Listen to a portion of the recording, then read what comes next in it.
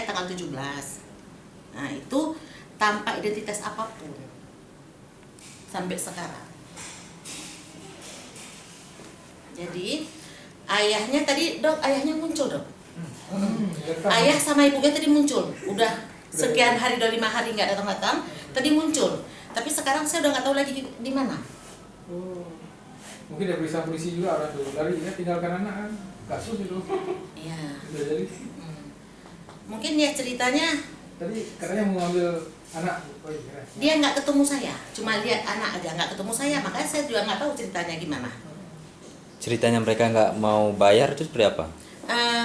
Sebenarnya bukan ceritanya mereka tuh nggak mau bayar, mereka tuh mau bayar, tetapi mungkin uangnya nggak ada gitu bahasanya.